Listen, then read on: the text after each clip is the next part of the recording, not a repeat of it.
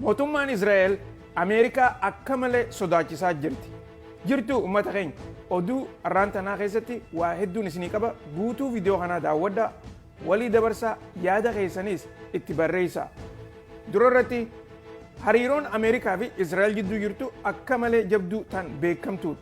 Garuu Israa'el Ameerikaa sodaachisuudhaaf guyyaa 4 qofa irraa fudhachuun isaatuni warreen adda addaa keessaafuu warra ekspertii waa'ee midilistii irratti haaseessaa jira. Haaseessuun kunis torbaanuma kana eega pirezidantiin Ameerikaa Doonaald Tiraamp hariiroo Israa'el wajji qabuu fi akkasumas waan adda addaa ta'inni guyyaa 4 dabre kana keessatti godhaa jiru Israa'el akka malee dannasiise ammaan tana inumaatu karaa gartee Israa'el Ameerikaa sodaachisutti achi tarkaanfachaa jirti. Guyyaa 4 dabre kana keessatti pirezidantiin Ameerikaa Doonaald Tiraamp waan Israa'el akka malee sodaatu takkaa'u immoo reed laayinii jettee gartee isiin poolitikaa isaanii takkaa'u jireenya biyya isaanii keessatti laalan 4 pirezidantiin Ameerikaa kun dabree jira. Kana qofa odoo hin taane inumaatu lola Yemanii hojii godhan saniis akka gartee daddafee dhaabbatu godhee nuti daayirektii takkaa'u immoo marii warreen feene wajjin akka feenetti godhuu qabnaa yaada jiru miidiyaadhaaf ibsa godhaa turan. Kanarratti pirezidantiin Ameerikaadhaa takka Saawudi Arabiyaa wajjin daayirektii godhanii takkaa'u immoo waliin haasawanii Israa'el keessaa dhiisanii marii tanarratti walii galuun Israa'el akka malee aarsitee jirti.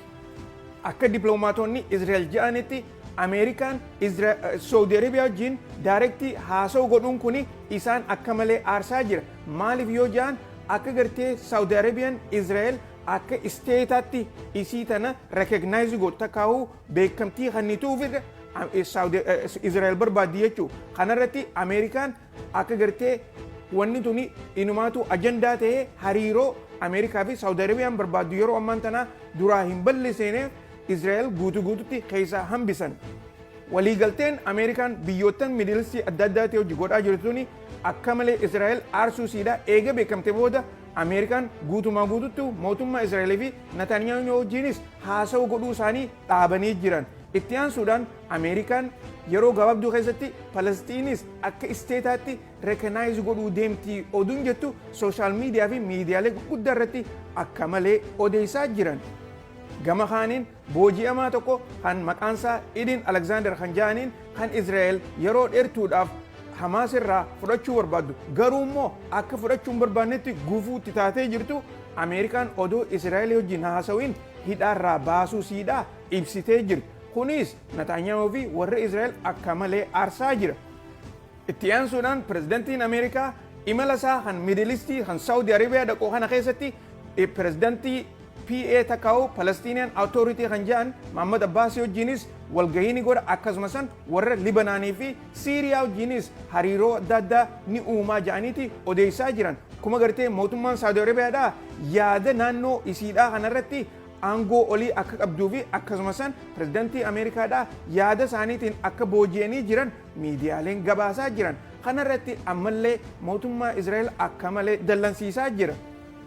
Akka oduun Jerusalem Post jettutti keessaafuu Crown Princein Saawudi Arabiyaadhaa pirezidantii Ameerikaadhaa akka Palestiin akka isteetaatti akka ilaalee takkaa'u immoo rekognaayiz godhu isa kana ni gaafataa. Inumaatu karaa lafa jalaatiin hariiroon hundinuu takkaa'u wanni barbaachisu guutuutti dhumtee jirti. Achi baheetuma dirreetti gartee ibsee miidiyaadhaaf godhee akkasumas mootummoota lameeniifuu karaa isaan itti fuuldura tarkaanfatan irratti waliigaluu qofaatu hafee jedhaniiti odeessaa jiran. Kuni akka malee injifannoo guddoodha. Itti aansuudhaan pirezidantiin Ameerikaadhaa imala isaa kana keessatti Saawudi Arabiyaadhaafis waa'ee niikuleeraa takkaa'uu akka Saawudi Arabiyaan niikuleer inerjii harkattuu fi inumaatu karaa addaatiin akka gargaaruudhaaf taa'u waliigaltee godhaa jedhaniiti odeessaa jiran. Gama kaaniinis biyya Iiraanii wajjinis lafa jalatti akka marii addaa godhaa jiru. Kunis itti ida'uudhaan mootummaa Israa'el akka malee aarsuu siidhaa warreen keessa beekan ni dubbatan. Ekspertoonni adda addaa warreen muuxannoo waa'ee midilistii irra qaban akka jedhanitti yeroo ammaan tana pirezidaant Tiraamp gargaarsa qofa odoo hin taane wanni inni barbaadu ikoonoomii Ameerikaadhaa ol kaasuudhaaf. Kanaafuu Saawudi Arabiyaadhaa fi Yuunaayitid Arab Imireetiin biyyoottan Arabaa warreen gartee gaazaa addaa qabanii fi akkasumas maallaqaan karaa Ameerikaadhaa akka investimentii isaanii irratti xiyyeeffatan waan godhuu barbaadu jecha inumaatu Israa'el hara tokkotti akkana dhiisuun kun isa qofa odoo hin taane Middle Eastiin guutuutti akka injifannootti akka laaluu qaban jedhaniiti dubbachaa jiran. Oduu addaa tana asirratti xumurree oduu biraatti nama ol deebinu nagaan jiraadha.